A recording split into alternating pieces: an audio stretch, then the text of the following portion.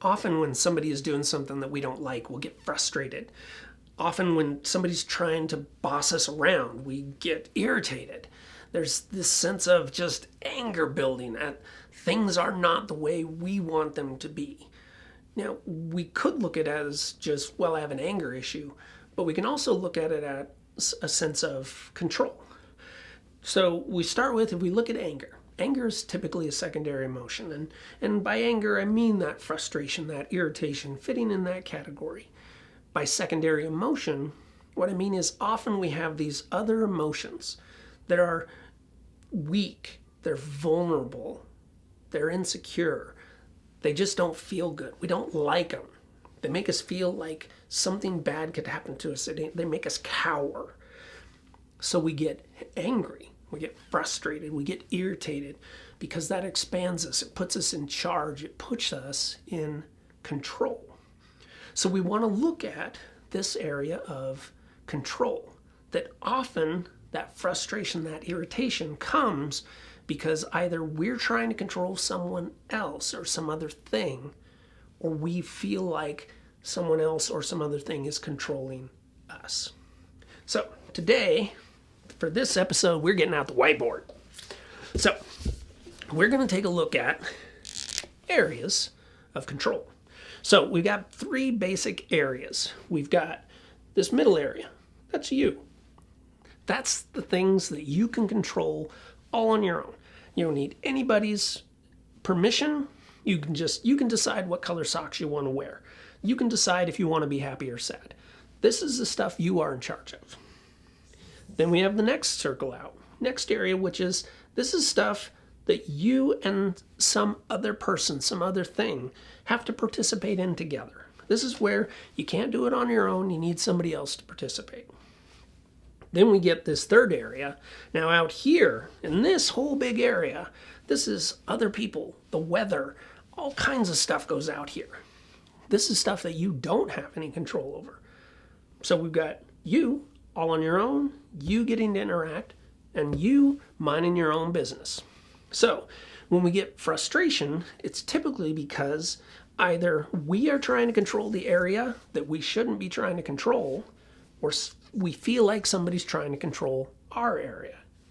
The healthy approach is for us to make a decision.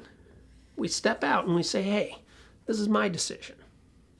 We wait for the other thing to respond, tell us where they're at. Then we step back and we decide, how do I want to respond to their response?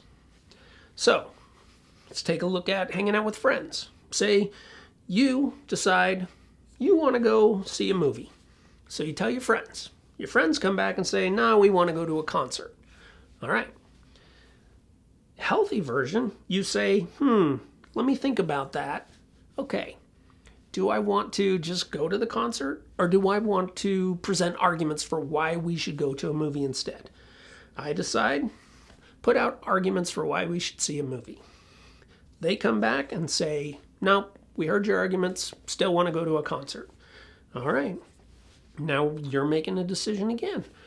How do I want to respond to this option out here?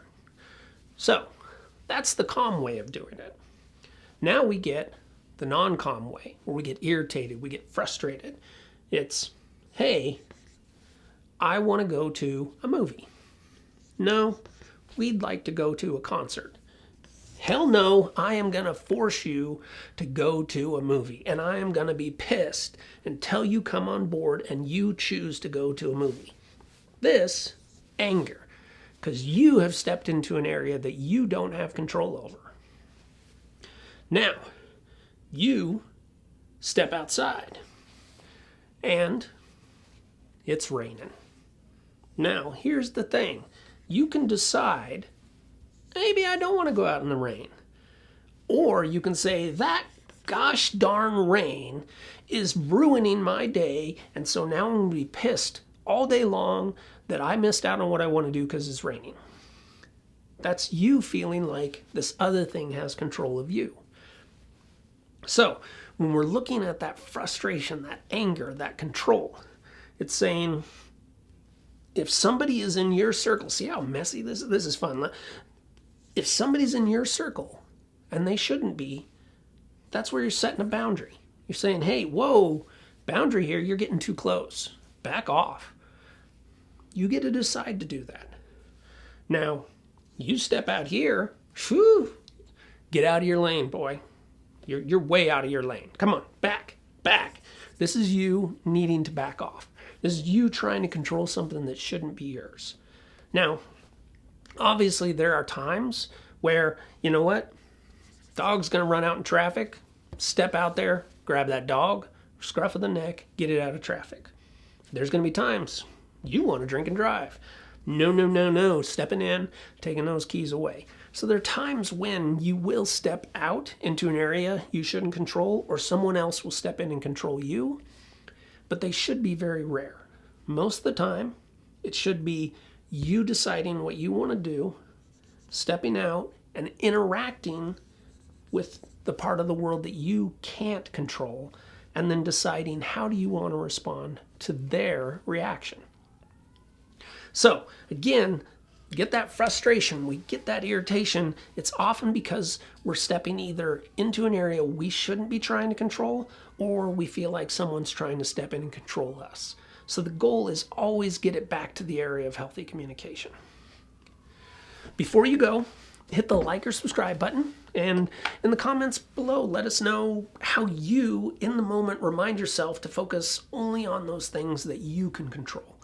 I'm Dr. Mickey Becker with Mood Forward. Thank you for watching.